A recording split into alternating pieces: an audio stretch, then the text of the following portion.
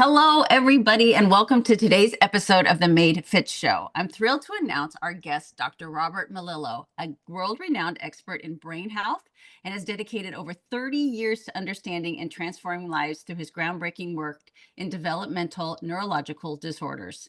From ADHD to autism to anxiety and OCD, Dr. Melillo's expertise bridges the gap between brain function, behavior, and immune health. I find that so fascinating. He's a best-selling author of Disconnected Kids, co-founder of the Brain Balance Achievement Centers, and creator of the life-changing Melillo Method. Whether you're a mom navigating your child's unique challenges or simply fascinated by the power of the brain, that's me. Today's conversation will leave you inspired and informed. So let's dive in. Dr. Melillo, thank you so much for being here. I can't tell you, my podcast is very health driven, and I'm always talking, or my partner, Dr. Lauren Fitz, who's a functional medicine doctor, we're always talking about, women's health, perimenopause, and all that fun stuff.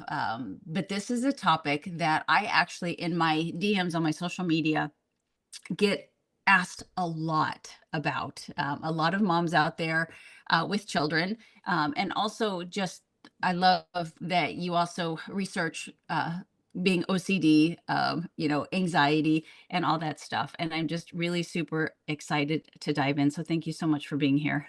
Oh, thank you. I'm excited to talk to you about it, with your background as well. So, yeah, I'd love to give you as much information as I can. Sweet. I'm gonna literally pick your brain, which is kind of funny, kind of not, because that's your specialty. But your work has touched so many lives. And I'm just curious what made you focus on developmental, that is a big word, developmental neurological disorders in children and adults? What got you interested in that? Yeah, from the very beginning when I went into clinical practice, I was always interested in neurology. I fell in love with neurology in graduate school and the brain. And then I was an athlete, and that got me into healthcare as well. So I was into rehab. So, combining neurology and rehab for me, and I went for a subspecialty in neurology when I first graduated, and then I did one in rehab. But really, what got me into the developmental end of it was, I was already working in that and had a, rehab facility, and I was teaching and starting to do brain research. But then, my own kids were diagnosed with different issues. My older son was diagnosed with ADHD. My daughter had, borderline dyslexia and some anxiety. My youngest son was really on the autism spectrum. And so for me, it became personal. And then I dove into really understanding, for me, the first question was, well, what is that? What is actually happening in the brain? And nobody could answer that for me. And so I figured, all right, just got to figure it out myself. I already have a background in it. And because I wanted to, I'm a rehab person. I wanted to fix it. I wanted to, what can I do to change it? And I Sure. was very into diet and nutrition and exercise from the time I was very young. So, I had a lot of different tools, and no one could explain to me what the problem was. So that's when I dove into it, and I spent 10 years researching it and wrote a book called Neurobehavioral Disorders of Childhood: An Evolutionary Perspective, which came out in 2004, which was really a game changer at the time. Yeah. Uh, and and along the way, I developed ways of working with my own son and other kids, and I developed a program that was really making big differences in kids that they weren't getting from other people and other therapies. So I knew I was onto something, and then I really dove into the academics and the teaching and the research, and I've published over 100 papers and Wow. multiple books, and I have 8 best-selling books and got many degrees. I have a degree in clinical rehabilitation neuropsychology, and I have a PhD in developmental cognitive neuroscience, and I started out the world as a chiropractor. So, I have a lot of these different things that just, a naturally curious person, but I'm also a father, and I want to help do the best for my kids. And that's what drives me, because I see what I felt in other parents, and I want to be able to help them. Wonderful. That is the best reason to get into your life's work. Is usually when it's something personal. I have two children. They're now uh, 30 this month and 28. And my son, and this, I look back on this, doctor, all the time, and I wonder if I did the right thing as a parent, because my son, he's I'm biased, but I think he's brilliant. He's now he went to didn't do well in school, so he went to a specialty school and became top of his class mechanic, just following in his father's footsteps. I mean, it broke all their records, top honors, all that. But in school, oh, it was a struggle. Couldn't get him to do his homework, to focus. Just was a real. We joke because he's such a good boy that all of the teachers liked him and graduated him because they liked him, not because he deserved it. But I always go back and tell myself I didn't ever want to get him tested, for anything, ADHD, ADD, any of that, because I didn't back then. I thought if I have him tested and it's confirmed, they'll put him out of mainstream. They might want to put him on medication, and I didn't want to do anything. So we just did the best that we could. What are your thoughts on that? If there's a parent, that right now is wondering if their child is, maybe has autistic behaviors or ADHD, are there early signs that you could help them with? What steps do you think that they should take for that child? Yeah, there's very early signs. And I go through when I do a history and I discuss all of this in my book. I go through a very detailed, I go back, and look at actually, preconception, pregnancy, the whole steps of the first year of life is very important. And the first 6 years, especially because that's the foundation of the brain. And like you said, I always say that any kid or adult that I work with, it's really what starts it all is that they're unusually gifted in an area of their brain. So when they're very, very strong in an area, and when we say someone's gifted or talented or intelligent or, has a certain skill, what does that mean? What it means neurologically is that there are areas of the brain that control that function that are more tightly connected and it's stronger, right? So that it's more stronger, and a lot of that is built on family traits, meaning that it's something that, like you said, your son is very gifted, but he struggled, but he Mhm. takes after his father, right? So that's what we see. That none of these are really genetic mutations. There's nothing wrong. There's no injury in the brain. There's no damage. It's a maturational developmental delay or imbalance that can even start in the womb, and it's usually changeable and at any point in time. But again, the idea is that it's nobody's to blame, and Yeah.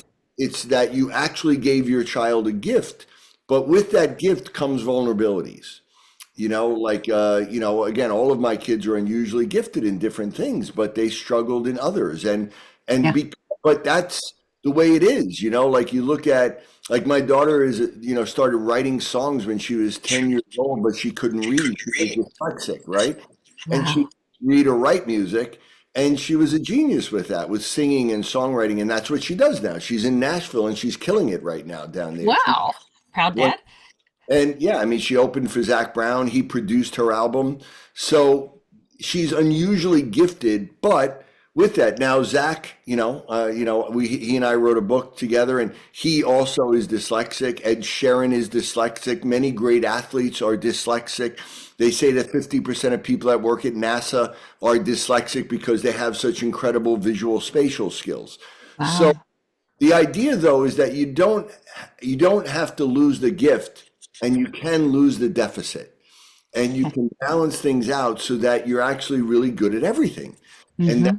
and that's the goal right there. So, like with your son, you say he's mechanical, right? And so, did he struggle with reading at all? Like, did he? Is it possible that he was dyslexic?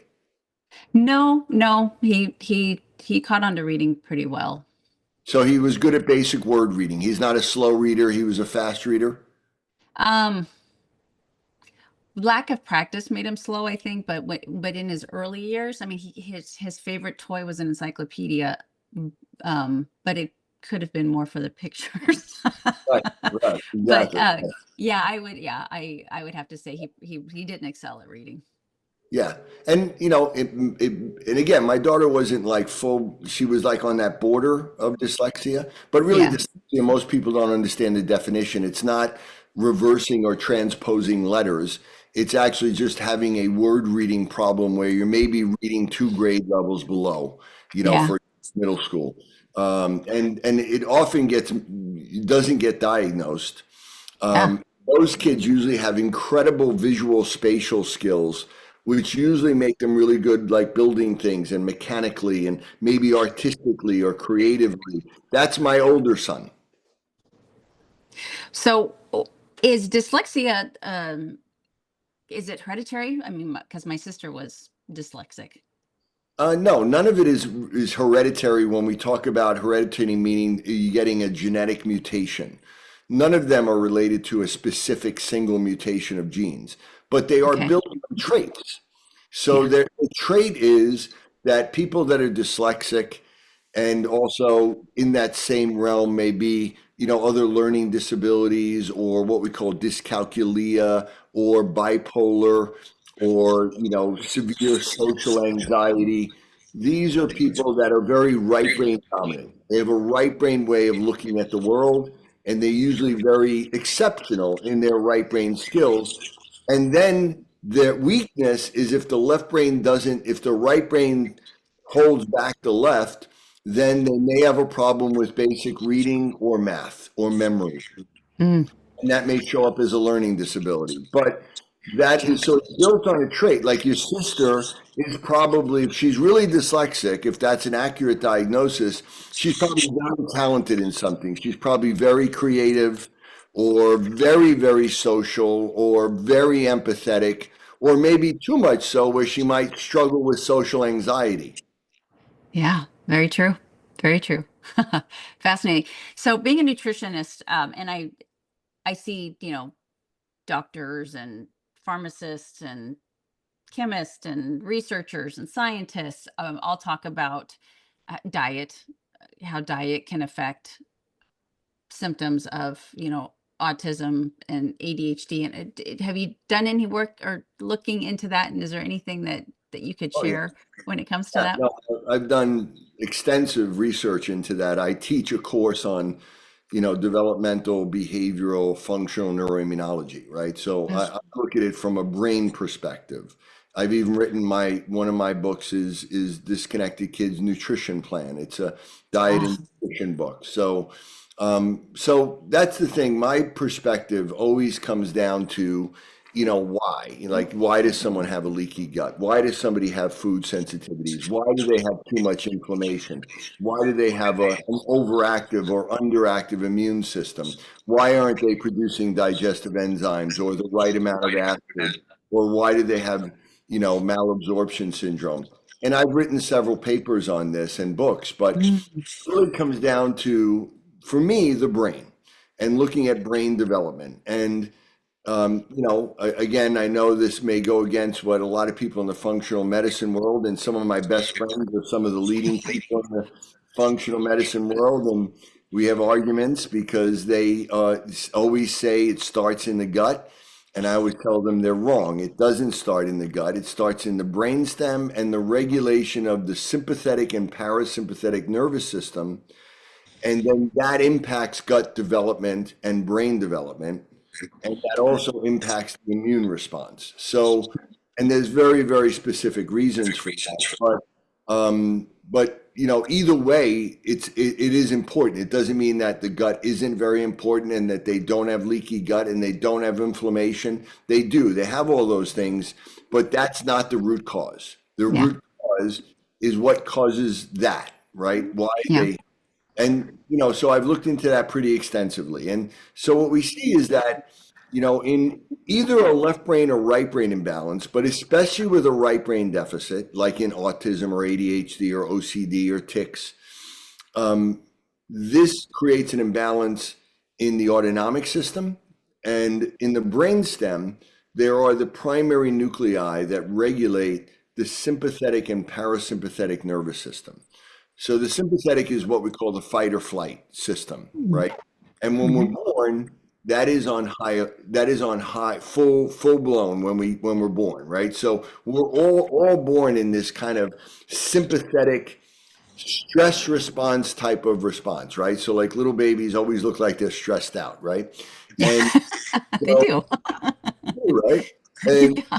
so over the course of the first year, another nuclei in the medulla, in the brainstem, develops that two nuclei that regulate the parasympathetic nervous system and regulate gut digestion. So when we're born, we're all born with a leaky gut. We all have a leaky gut at birth because one is, again, we're in the sympathetically dominant state. And when we're born, we're supposed to really only be eating breast milk or formula, but primarily breast milk. And we don't have what we call an adaptive immune system yet. We're not producing antibodies. Babies don't produce antibodies. So they're reliant on the mother's antibodies that should be coming from her breast milk. And these antibodies are very large proteins that wouldn't get through a normal closed up stomach lining. So the gut is open. And again, at that point, they're not eating solid food. They shouldn't really be getting bugs or anything coming into their gut. They don't have to absorb a lot of things. So they don't have blood flow, really a lot of blood flow to the gut. They're not producing acid and enzymes because they don't need them. And Mhm. most of the blood is being shuffled to the arms and the legs and the body and the brain for development and not in the gut and the organs at that point.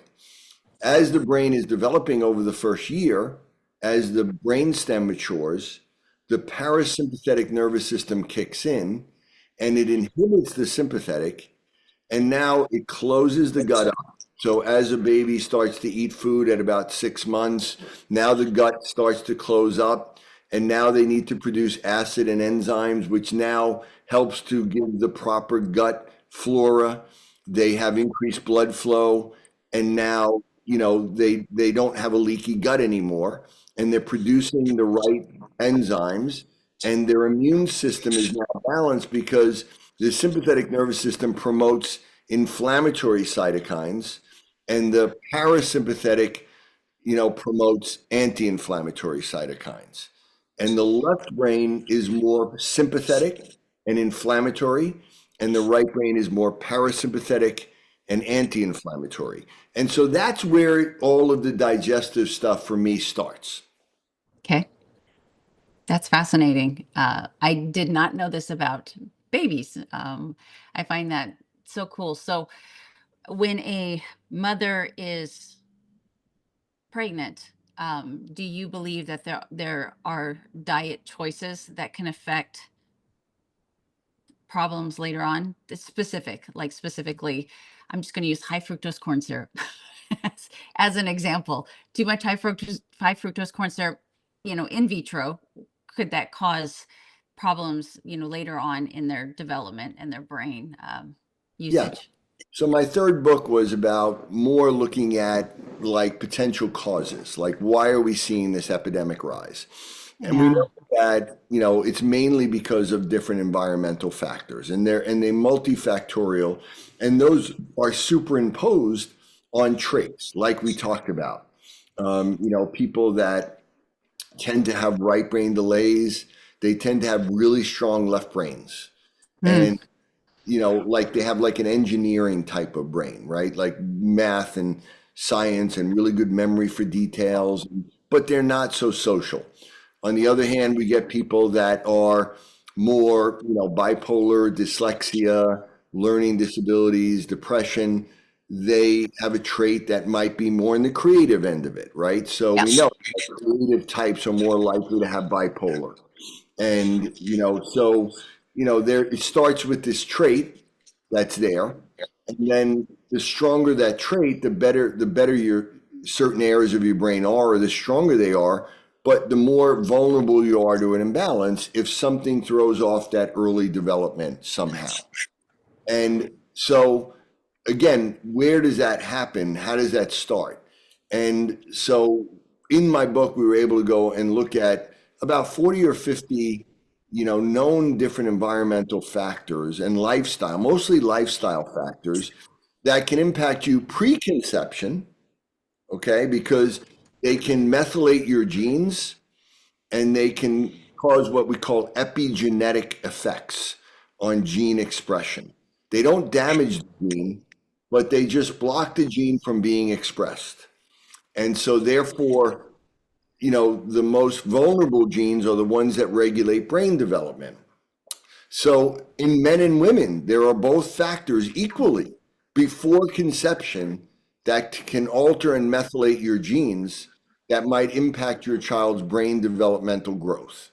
Mm. But also when a mom, you know, her level of stress response, we know. So if she has a high sympathetic nervous system, if she has a lot of inflammation, if she eats pro-inflammatory foods like high fructose corn syrup, if she has hypertension or obesity or diabetes, or all of those elevate the risk. You can't say that it causes it, but what you can say is that we know that there's a correlation in that there's an elevated risk of having a child with autism or some other disability if you Yes. have some of these other factors. Yeah. Interesting. Um, when we're talking about, say, ADHD and autism, I think that there's probably a lot of myths out there, that have gone around. The beauty of social media, I think, you can take, one doctor can say one thing, and then as it goes down like this huge chain of, you know, being reposted, or, all of the crazy things that we do on social media, that it gets down to maybe an influencer, or a mom who cares about their child, but they've heard through that telephone. There ends up being some myths that have come about these disorders. Do you have any myth busters that you can share with us? Yeah, I spend a lot of time on my podcast and stuff trying to, get to the reality, right? Yeah. And for me, reality means, I'm a researcher. I've published over 100 papers, written textbooks. I teach on a graduate and postgraduate level. I'm a neuroscientist. So I want to speak from, and I've spent my whole career trying to understand the brain and what is actually happening. So I speak from a standpoint of saying, what is actually happening in the brain? And that's where labels can be misleading, right? You can get somebody out there and there are different versions. So, like, for instance, most people that have true ADHD, it's clearly a right hemisphere delay and overactivity on the left. We've written papers on that. I have a lot of other researchers that I know have written that. But there's a type 1 ADHD, which is inattention without hyperactivity, Okay. that can be diagnosed with that, but it's not really the classic ADHD of a kid running around bouncing off the walls. It's someone that looks inattentive or may have trouble focusing. And so, for instance, when we look at attention, there's 5 different types of human attention. 4 of them are regulated by the right brain. Sustained Mm. open, wide open, or sustained attention is really generated by the right brain. And that's the one that is usually most deficient in ADHD. The left brain only really has one type of emotion, which is very highly hyper intense, hyper focused attention. And Okay. the right brain has very open attention. So if you get someone that's really gifted in their right brain, they may have trouble really when they have to do intense, like studying or really intensely reading. Mhm. And they're very open all the time. They're paying attention to everything all the time. Yeah. And that isn't really an attention deficit, but both groups are labeled with ADHD. So, and Yeah. they're completely opposite personality types. And this is where the confusion comes in, right? Because you get people that are in the creative world that are, creatives and musicians and artists and, designers or athletes, and they'll say, I'm ADHD. And, then you get people on the other end of it that are more like autism, that are completely opposite personality, and they're like, I'm ADHD. How can you have both? But Right. labels are given to them, but they don't really understand. It really is not about the label, it's about what's happening in your brain, right? And Yeah. so, you can look, there are many different things that can affect attention or look like they affect attention, but that doesn't mean it's really ADHD, but you may have that label. So I like to talk in terms of what is actually happening. What, like with your son, like what is he really good at? What does he really struggle with? What specifically is happening? And, and you can get, so I don't just look at labels, but most people, the first question I ask any patient when they come in, adult or child or parent, is has anybody tried to explain to you what's happening in your brain or your child's brain? Mm, 100% of the time is no, not at all. So your kid gets a diagnosis of autism, which is, a pretty heavy diagnosis, and they don't even attempt to explain what it is what it is. Yeah. because they have no idea. And that's what I found out when I tried to find out, hey, what's going on with my kid's brain? And they were like, I don't know, nobody knows. I'm like, okay. So I speak in terms of looking at neuroanatomy and neuroscience and what's actually happening. And that to me is the reality of it. Just looking at labels or diagnostic terms or anything, it's always misleading and confusing. And that's where a lot of the controversy comes into play. Yeah. So for myself and my audience, can you give a brief but precise definition of, ADHD, ADD, and autism? And can somebody have, more than one? Can they be inflicted with two of them or all three of them at the same time? Yeah, because they're all the same problem. All of these Okay. things are the same problem, right? In my book, I talk about our research and our lab really focuses on something called functional disconnection syndromes. Okay. And so all of these things in virtually all of these neurodevelopmental or even adult mental health issues, we know they all start in childhood. And we know they're all developmental and they all have to do with these maturational developmental imbalances. In none of the mental health or neurodevelopmental issues is there any single gene mutation. That's one of the myths that people Okay. think about. They say it's genetic or it's hereditary, and Yep. they assume that means there's a genetic mutation, which is they assume then there's nothing you can do about it because it's a genetic mutation. Yeah. But it's none of them are really like Down syndrome or Fragile X, right? Where they're clear cut single gene mutations. What we have are genetic traits and then imbalances that develop on top of those traits. And they will affect the way the brain is developing and they alter the way different networks can communicate. And certain areas and certain networks become overactive and they produce symptoms like Mm, kick or anger outbursts or inflammation or problems with OCD, or they can have deficits, and that can produce things like lack of understanding social cues or nonverbal communication or not feeling connected to the body, not being able to see the big picture, not being able to pay attention. And both of those things produce symptoms, and that comes together, and then we try to put them in categories, right? yeah. But they're Hmm. all the same underlying problem, all of them.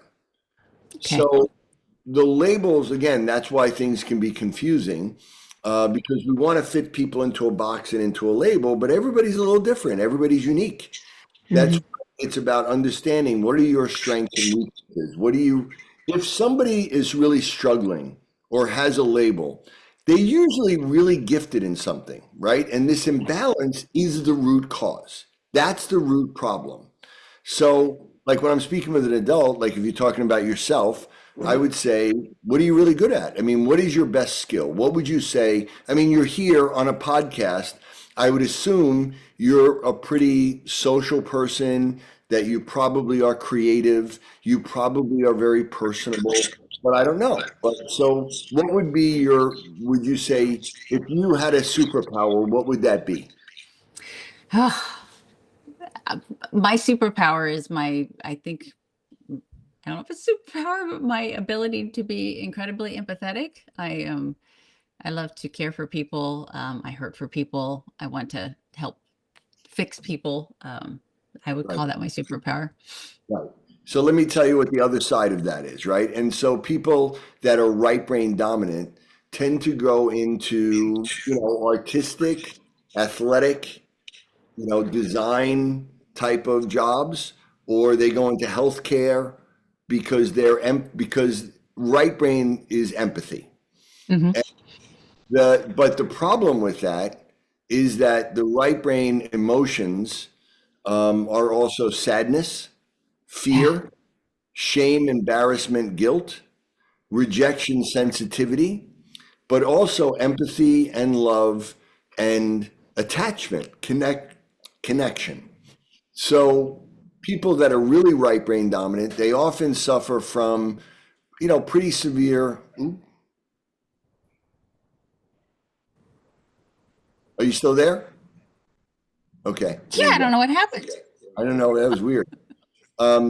They Very. tend, the risk is, and again, this is my daughter, to struggle with social anxieties. My daughter struggled with a sense of danger when she was a little kid, that she felt Mm. like something bad was going to happen and she couldn't sleep at night. But she never told us about this because being so empathetic, she didn't want to make us feel bad about it, right? So she had this sense of danger and anxiety, and then social anxiety that people are judging you, that you're not good enough, that you have a Yeah. low self esteem, that you have an imposter syndrome, that even if you're incredibly talented or people tell you that you're pretty and you're smart and you don't believe it and you feel like they don't like me, they're judging me, right? And everybody does love you, and you usually, because the right brain is all about attachment. The right brain we have rejection sensitivity, that our right brain, to survive, we must get along with other people. The reason why humans have survived, our number one survival strategy, is we must be part of a group. In the Yeah. Stone Age, if you were kicked out of a group, it was a death sentence, right? So attachment is the main job of the right brain. So early on, little kids should go towards other little kids and want to play with them and roll around and learn how to socialize that way and build friends. And you want people to love you because then they'll save you, they'll protect you, right? So it's Yeah. life or Mhm. death. There are some people that have what's called rejection sensitivity dysphoria, where they so fear rejection that they feel like if they get kicked out of a social group, they're going to die, literally, Yeah. right? Yeah. No, I believe it. And, and they're often associated with that type 1 ADHD, which really isn't ADHD, but it may be labeled ADHD. So there's this idea that, with that ability to be really empathetic also comes the fact that you can be overwhelmed by other people's emotions, right? Yeah. But Hmm. in other types of right brain, so there's like six different right brain subtypes. One person may be a really great athlete or dancer. Another person may be really gifted in painting or art or drawing. Another person may be design or inventions. Another person may be music and writing music or playing music or singing. Another person, it may be just that they're incredibly empathetic and really read other people incredibly well, right? So some people may be a combination of those things. Other people may say, I'm not a good artist, I'm not a great athlete or whatever, but I'm really good at reading people. But I don't know if that's a blessing or a curse because it Right. also causes so much anxiety, right? So Yeah. does it fit you? Yeah. Okay. So on the other end of it, what could be a risk is also on the deficit side. That's the overactivity of the right brain. And my daughter, struggled so much with this. And, we worked with her and helped her so much that when she moved to Nashville, she realized that everybody down there is right brain dominant, right? In Oh Nashville. yeah, And they're sure. all like her. And they all struggle with the same issues. All of these great writers and singers, they all have these insecurity issues and these anxiety issues, and and that can lead to stage fright and so many Sure. different things. And she started talking about what she would do with me and how it helped her, and she would get inundated. One message she put up got over 1 million messages in people from Nashville and from the creative community saying, "I need to know more." So we Yeah. had a podcast because she wants to help get this information out to people in the world, and it's called The Right Brain, WRITE, Ah, because it's such a problem. But yeah. now the risk is that that person may also, not be great at reading. They might not be good at math. They may not be great at remembering details. They may not be good at organizing. They may tend to be kind of messy or disorganized. They may tend to be kind of doing multiple things at the same time. It's really hard for them to focus and do things and get finished with that and move on with that. Um, they again, these are things that they may struggle with spelling, or so they have these other things that they may struggle with, and then they have this anxiety or these other things, and there's a form of OCD that comes with that as well. So this Mm, how I look at everything, if that helps. yeah. So comprehensive. So, is it true that I'm left-handed? The joke that the left-handers are in their right mind. Is there truth to being left-handed and being more in your right hemisphere than and being right-handed in your left, or is that just a funny wise tale? Um, it has some truth to it, but dominance profile is one of the first things we look at. And I wrote a pretty extensive scientific paper on the evolution and the neuroscience underneath dominance profile. So Okay. again, most people know that we're either right-handed or left-handed, although some people are what we call mixed-handed. They're ambidextrous. Yeah. Nobody should be ambidextrous. It's abnormal, but some people are. But it's really more a dominance profile. So your eye, your ear, your foot, and your hand should all be dominant on one side or the other. And it should be the same. What we see is that only about 5 to 7% of the population is really truly left sided. And those people may have a tendency to have their right brain be more dominant, and Hmm. that language side is actually their right brain. So it's kind of like their left brain is their right brain, and their Okay. right brain is their left brain. Okay. But 95, 93% of the population is right sided, and language is in the left brain. But there are 30% of people that identify as left handed. So where's the gap there? Those people are mixed dominant. We get people that are left hand, right foot, right eye, left ear. So, like if I said to you, like let's say you wanted to look through a telescope, right? Or like a Yeah. kaleidoscope. And if you Yeah. put your hands like this, right? Uh-huh. And do it right now, do that. And what do you do? Thinking too hard about it. Yeah, what? I think I want to put it on my right eye. Okay. But you say that you're left-handed. Well, interesting enough, doctor, my sister was born left-handed. I was born right-handed, but I copied her because I'm 3 years younger than her and I wanted to be like my big sister. So I copied her. So I'm a little messed up. Yeah, but I do. if you have a true dominance on one side or the other, you're not going to be able to change it like that. It Yeah. doesn't work that way unless you don't have a clear dominance and you choose one side. So Yeah. if you were gonna write a letter like the letter A or the letter B with your foot, Right. just do that right now. Write it with your foot. Okay. My left. Okay. So what you just showed was left hand, maybe, right? Left Yeah. foot, but right eye dominant. So you're mixed dominance. And what we Oh, see is mixed dominance is more consistent in gifted population and also in people that have a diagnosis. ah, Okay. So it just shows that something during early, that should be fixed by 3 years of age. It should be clear right or left. It shouldn't be mixed. And it should be huh, there by three.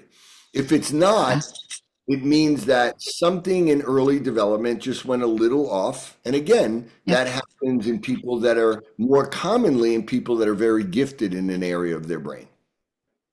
Yeah, I was, a lot of people might argue this, but I was tested gifted in school at a younger age. And my mom's a special education teacher. And which is probably, now that I think about it, why I chose not to, with my son, to try not to do anything that made him stand out in any way, because being gifted, my mom didn't want them to pull me out of mainstream and put me in gifted classes and gifted programs, because she didn't want me to feel different, by any means. She wanted me to feel just like every other kid. So she never had me take these classes for being quote unquote gifted. But that's probably where I got it with my son. But what you say makes a lot of sense. Yeah, and that's not a bad strategy, by the way, because Yeah. what we tend to do with people that are gifted, and again, that what does that actually mean? It means that there's certain areas of their brain that are just naturally stronger, Mhm. and it could be left or right typically.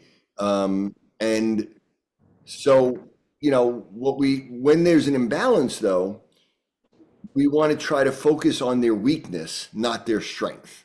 But in school, we tend to say, well, let's focus on the child's strength and ignore their weakness.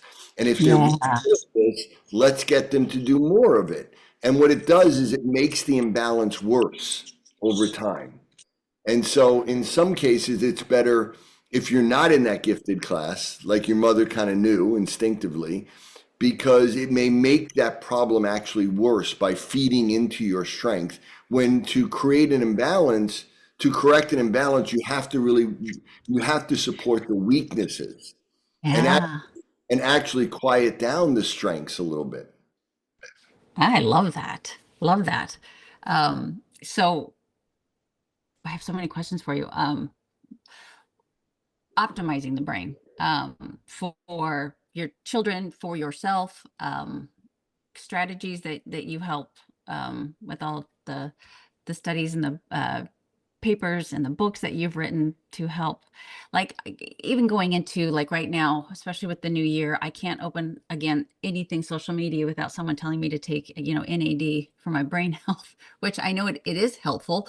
But I'm just curious, maybe what we can do just on an everyday basis to really help keep the brain nice and sharp. Yeah, that's the thing. It drives me a little bit crazy on Instagram and everybody. And, we get these people in the biohacking world that are talking about things and really don't know what they're talking about. I mean, just because you get some guy that exercises a lot and he uses this supplement and it helps him.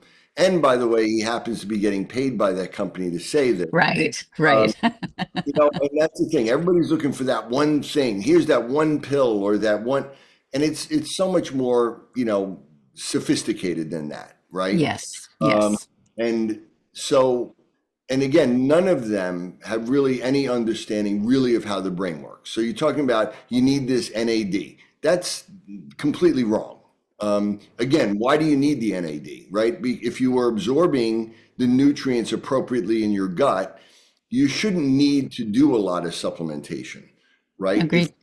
if your body is working properly, if your brain is working properly, you need to eat a healthy diet, but you shouldn't need to go crazy with a lot of supplements, right? And so if you have a deficiency or your brain is degenerating earlier than it should, why? You know what I mean? Again, why? Mm, yeah.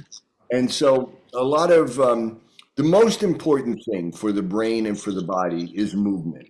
Movement is what starts brains to begin with. Being active, I think the biggest issue, the number one issue that's driving the problems that we see in mental health and physical and chronic illness is lack of movement early and earlier ages.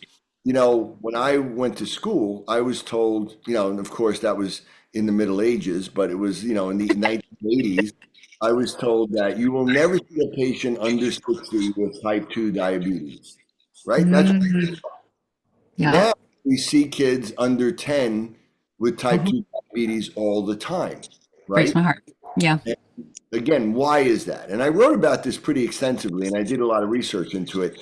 And the number one effect obviously it has something to do with food and eating, but the number one effect is not moving. Yeah.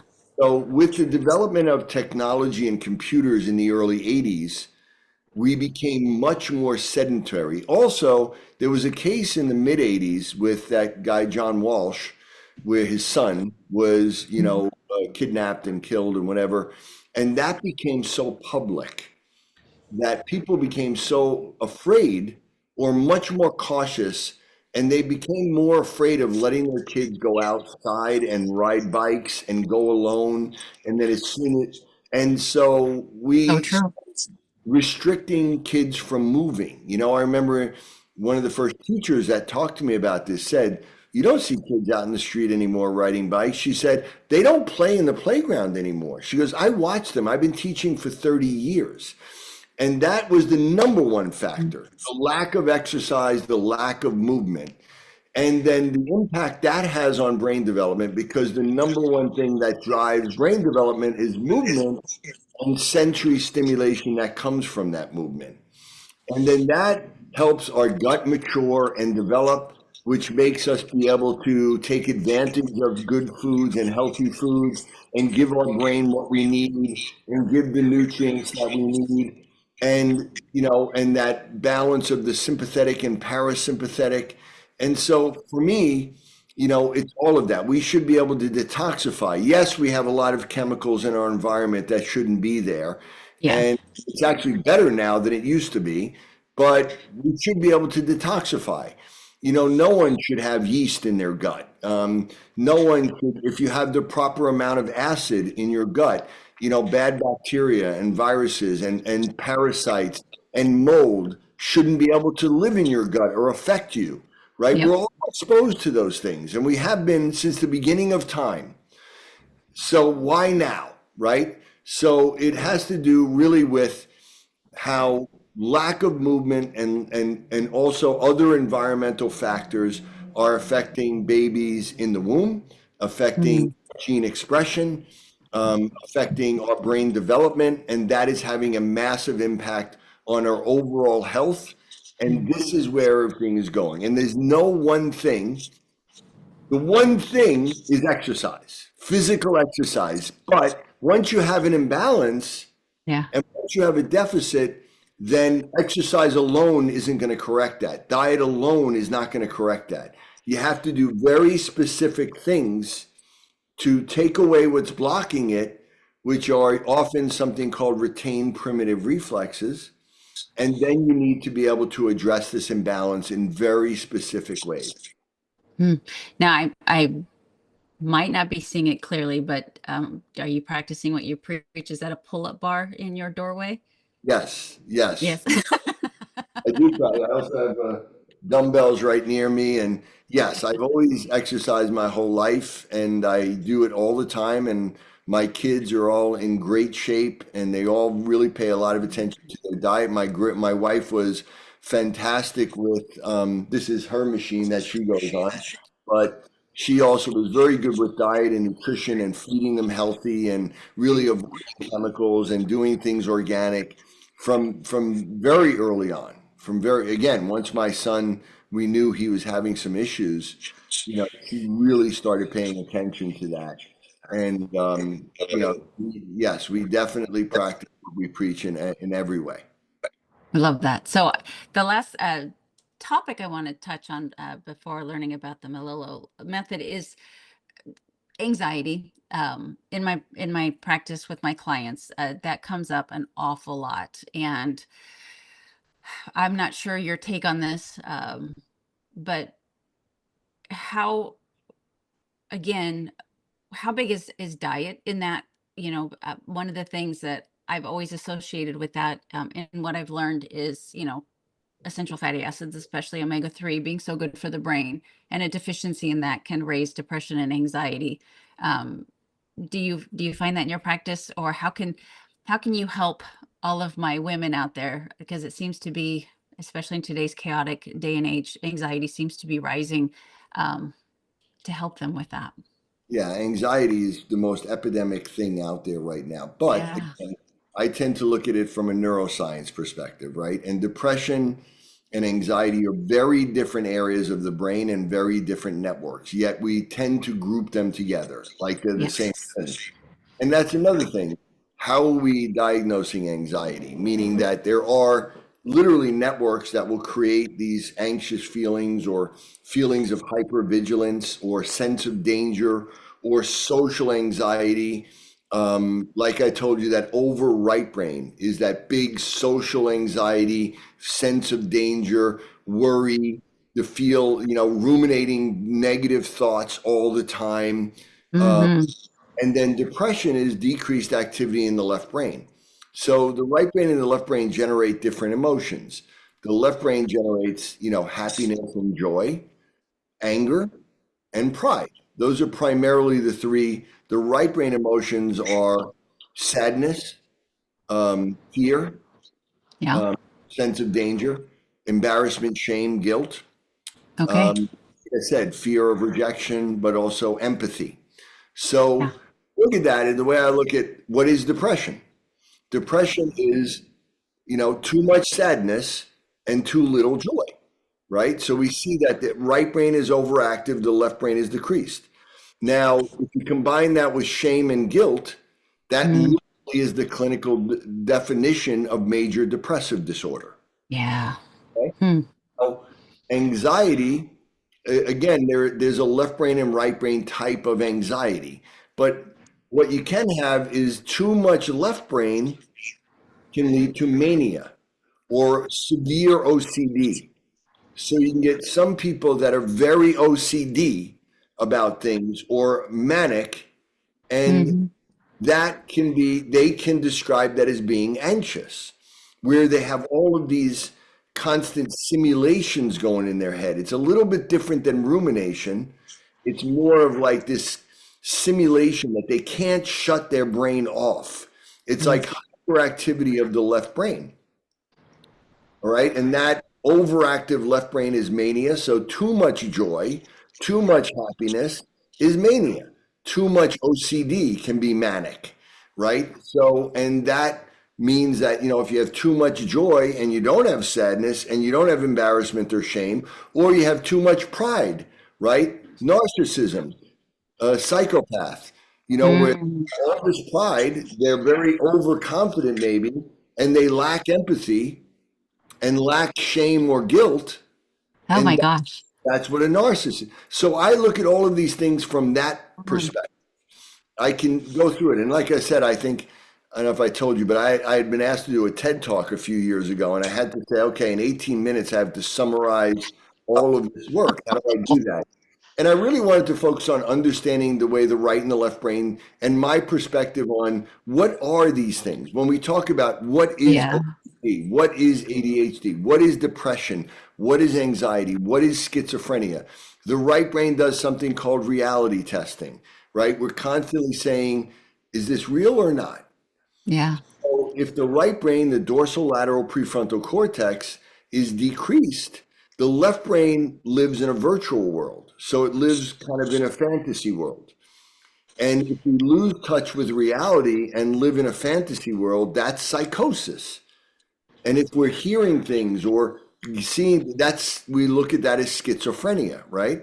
Yeah. So bipolar is, too much of that creative burst, an over creativity with depression. So, this is how I look at things in the balance of these different networks. And I talk about it in technical terms because, to me, and I understand this, and I'm not trying to put anybody down, but we talk in terms of labels. Yeah. I'm anxious. I'm always like, well, what do you mean by that? When you say anxiety, do you have these feelings that make you, are you worried that there's danger? Are you feeling socially like you're being judged? Do you feel like you feel constant embarrassment or shame or guilt, or you're fearing rejection? Is Mm. that anxiety, or is it like this OCD kind of manic thing, or that you can't shut your brain down, that you're always going and you can't stop? Is that anxiety to you? So it's really about what are you feeling? How are you describing that? And then I look at you and I look at what are you really good at? What do you struggle with? Do you have any issues as a kid. Again, do you have a dominance profile where you're, where it's mixed? So this is, how I tend to look at things. It's no wonder you're so fascinated by the brain. What you just said in the last 10 minutes, literally had me on the edge of my seat, and I had goosebumps going up and down my arm because you tend to think of other people in your lives, and you wonder, you know, where their personality comes from, and you just explain the characteristics and the habits, the tendencies. I've just so many people flashed in front of me from what you said, and it makes so much sense. And so I assume, if you will share real quick, the Melillo method, because I know after people listening to this are going to be like, okay, I need to examine this more for myself, for my loved ones, for my coworkers. I mean, just to understand people better. It's fascinating, and I can't imagine having you at a party where you just sit and observe people, and Uh, just for you to be able. I mean, you would be just a fun party person to go uh, with. My To wife the, would say to me before we went to a party, and I'm really actually, I don't really seek a lot of attention, and I'd rather yeah, go to a party and be kind of anonymous. sure. And I'd go to a party, and my wife would always say to me, "Don't do what you do." And I'm like, "What?" She's like, "You know what happened. All these people around you talking to you, asking you questions, and you kill the whole party." And I'm like, "I don't do that. Oh, Just they ask me, right?" So, but because I think it's obviously very fascinating, and especially yeah, what most people at parties, they don't want to talk about their work. They want to talk about their children, right? yeah, And themselves. So, um, it's interesting. And again, I think in a way that's different, but that whole thing that if you want to know more about it, I did do a TED talk years ago. And I did that where I did that whole thing. And yeah. then what happened was the TED organization refused to put it up Oh, you're because kidding. it was so different from anything they had ever heard in the mental health field. And it was so, even though I gave them hundreds of papers, even my own papers to support everything I said, it was so against mainstream, psychiatry and psychology. And obviously, I'm not talking about using drugs, which again, they didn't like. And I don't say not to use drugs, but my technique, I don't use that, right? Yeah. But but that TED Talk, if you go to my Instagram or you go to my YouTube channel, it's on there. We did release Okay. it, and you can hear the whole thing in 18 Love minutes. to. Also, my book, Disconnected Kids, which the third edition just came out in August. And that is really updated with the latest research that we've done. And we published a lot of research in the last couple of years. And so that is a really good way to understand what we do. But essentially, it's again looking at what areas of the brain do we need to stimulate and what areas do we need to quiet down. And then Mm, how to support that with the proper nutrition and lifestyle. And we have all these different tools that we can use, right? So we yeah. we do a comprehensive evaluation where we go through the whole developmental history of the person, Hmm. and then we do a really, complete neurological exam and developmental exam. We look for things like retained primitive reflexes and cross dominance, and we look at all the different systems like the visual and the vestibular and the olfactory. Most people don't realize, like most of the kids that we work with on the autism spectrum, they have little and or very abnormal sense of smell. Nobody ever looks at smell. Smell is Wow. hugely important function in our brain, and it is directly related to socialization, right? Yeah. Um, so anybody Wow. with any social abnormalities, there's often an effect on smell. So we look at all of these things. And then we do a battery of different tests if they can do it. We work with a lot of our population are non-speaking young autistic kids or older autistic people. So they may not be able to do a lot of this testing. But we may do brain mapping where we can look at EEG and look at what's happening in their brain. We may do academic testing, cognitive testing, or we may do different types of visual and auditory processing and timing and rhythm, and we look at their core strength and stability and their flexibility and their balance. And we then also will look at eye movements, and so we look at all of these different systems, and then we will then put together based on all of that. And then we also do basic lab testing like food sensitivity, and maybe looking for antibodies and looking for neurological antibodies, and get assessment of this Th1 and Th2 17 systems and inflammation versus non-inflammation. And then we will put together a program based on all of that, and then implement.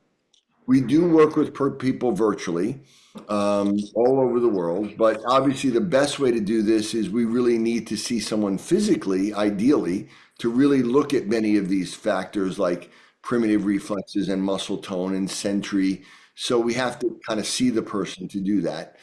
And and so it's a very comprehensive program. We use different cutting edge brain stimulation type of tools that are very targeted, that can activate or inhibit. So we use things like lasers and red light and infrared light and photobiomodulation and transcranial direct or alternating current or TENS units, or different types of flashing lights or music, or different frequencies of sound or vibration. So there's all of these things are done together, really tailored towards these specific imbalances. And if someone goes on my Instagram, I have pretty decent following, almost up to 1 million people. We're always putting up different examples and showing kind of what we do. And so if you go on Instagram, at Dr. Robert Melillo, you'll be able to get a better idea. But also, if you read my book, Disconnected Kids, which is now, third edition, it's been translated into 18 languages around the world. It's one of the best-selling books of its kind in this genre. And it not only applies to the child, but most parents, when they read it, say, this sounds like me when I was a kid, right? Yeah. Yeah. Okay. This is like a rapid fire question, because it just came to my mind. What are your thoughts on like the book Grain Brain? Yeah, I think David Perlmutter did a good job with that. I think the idea, though, is that, again, why are we having trouble digesting gluten? Okay, now I know there's been changes in gluten, and I know that, it's definitely a stickier, gluier molecule than it used to be because of it's hydrolyzed, and I understand all of that. But, the main thing is that, why are we not breaking it down? Why are we not? Gluten should never get into our bloodstream. It should be broken down into small amino acids. So for you to have a gluten sensitivity, you have to have a problem with your gut and digestion. And then you also have to have an overactive, hyper-responsive immune system and a Th2 dominance. Why is all that happening? Because of the imbalance in the brain and the imbalance in the sympathetic and parasympathetic nervous system. Even though David Perlmutter is a neurologist, he doesn't really talk about it in neurological terms. And so that's the thing, is that I look at, but I get a lot of kids when we do food sensitivity testing that are not sensitive to gluten, but are sensitive to dozens of other foods, or not sensitive to dairy and are sensitive to a lot of other foods. So again, it really isn't about the food. It's about our ability to digest the food and our immune system and how it's reacting. And that really comes down to our brain. And so, again, that goes back to the common thinking in functional medicine, that it all starts in the gut, and that produces inflammation in the brain. And that is a secondary effect. It first starts in the brain, and it first starts with the brain stem and the sympathetic and parasympathetic, and the gut not maturing. That leads to the breakdown of the gut and the inflammation, which then will affect the brain. But the problem already started in the brain to begin with. Yeah, I just, if you just saw me, I just lit up because you just did such a beautiful job of taking where we started to where we ended and then taking it back to where we started. And in my mind, I was going backwards with you. I'm like, do I understand this? And I got it. So thank you so much. I You could just tell how not only how passionate you are about this, but how much you care. When it starts with your children, there's obviously this unwavering dedication to something. And then just listening to you, how extensive you are at all of the tests that you go through each individual patient, as opposed to trying to cookie cutter something or labeling, like you say. That, I mean, you don't hear or see that these days. So I truly want to say thank you for myself, and I'm sure my listeners, at how how much dedication you've put into this, and how much time, and how much you're willing to share. It's wonderful. Thank you. Well, thank you. Listen, it's a passion that really, like you said, comes out of love and children and, you know, being able to change the life of families, getting a child who may never speak to speak. I had a mom Yeah. this morning of a child, she was from Russia, and the child was, nonverbal, non-speaking autism, and young boy, 5, 6 years old. And she came into me today with tears in her eyes, and she said, "My son woke me up today and said, 'Good morning, mommy.'" Oh my gosh. Right? So not only did he say good morning, but he sought her out to do it. Where he couldn't say that a year ago, and he would have had no interest in going up to anybody. And so, for me, it's a gift for me to hear things like that, to know that I'm able to do that. And my staff, we all are, so inspired every day by parents and the sacrifices they make and what they're willing to do for their kids. And all we want to do is give them, the realest information we can to help them and still give them hope, right? Yeah. Because that's the first thing that basically in traditional medicine and everywhere else, the first thing they do is they take away that hope and Yeah. say there's nothing you can do about it, but yet they have no idea what the problem actually is, but they're Yeah. absolutely sure you can't do anything about it, right?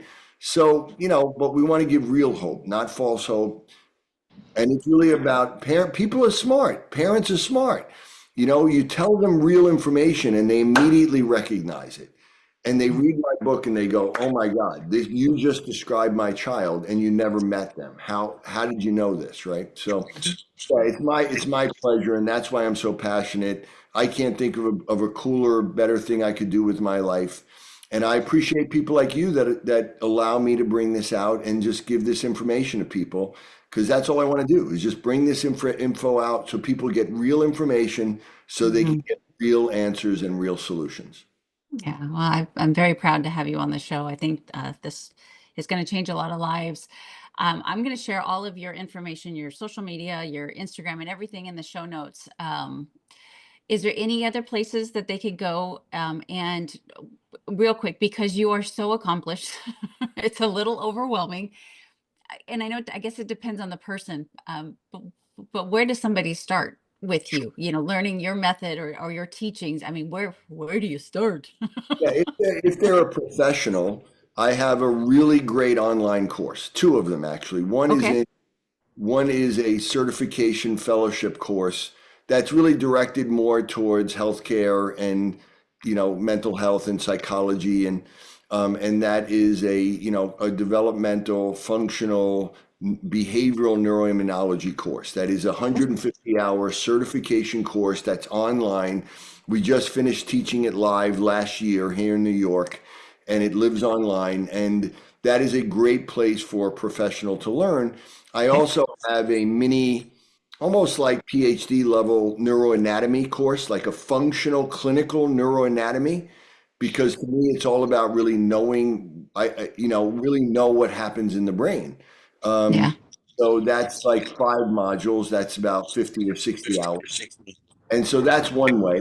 For, moms or other people out there, I have two podcasts. One is called the Melillo Method Podcast, Everything Brain, and that's out there on Spotify and Apple, and people can download that. And really, it's really a vodcast, but people can do that. And then I have the one that I'm doing with my daughter called The Right Brain. Hmm. Um, And my wife and I also did a web series years ago called Disconnected Kids, Reconnected Families. That's on a network called Your Home TV that was started by Kathy Ireland. And Okay. we've been the number one show on that network. We have over 4 million views in about a year and a half. So Wow. that shows us going into homes of people and working with them. So, and then I have, basically 6 or 7 books that are out there and textbooks and papers. So there's a lot out there, but, it might just be listening to a podcast or Yeah. something like that. But, you know, Yeah. Well, I am definitely, you're going to be, I'm going to listen to your TED talk tomorrow during my workout. I'm excited. I want to get that out there because honestly, I was pretty pissed off when they didn't put I it up. would be I too. I thought it would was be really too. like literally censorship. Yeah. And, so that's where after a while I tried to get them to change it. They wouldn't. And I said, heck with it. We're getting it out there because, again, people need to hear this. Yeah, they really do. And so thank you for your devotion and your hard work sharing it with us. And can I ask real quick what the name of your daughter? Ellis, Ellis, Okay. Melillo, but she goes primarily by Ellis, kind of Okay. like Elvis. But yeah, she's got incredible songs out there. She's wonderful. But yeah, if you go on Spotify or Apple, you should be able to find it. There, Okay. for the most part. I mean, she's got about 6 or 7 or 8 songs that are out there. And like I said, Zach Brown produced her first record and she's got a few new songs coming out all the time, but she's really good. She just did played at the Bluebird Cafe in Nashville, which is like the Yeah. place for a singer songwriter. Like it's like the Grand Old Opry, but she does all Yeah. different types of music and she writes for other people. But yeah, so just Ellis. Okay. She's getting it done. I'm excited to hear her. Thank you, sir, so much. And I will let you know when everything is up and running. But I appreciate your time and again your dedication to everything. And I hope you guys have a very happy 2025. Yep, you too. My pleasure. Let me know when it's out, and we'll obviously do whatever we can to help promote this, okay? Absolutely. And as always, everybody wake up feeling prepared and go to bed feeling proud. Have a great day. Yes, thank you. Okay.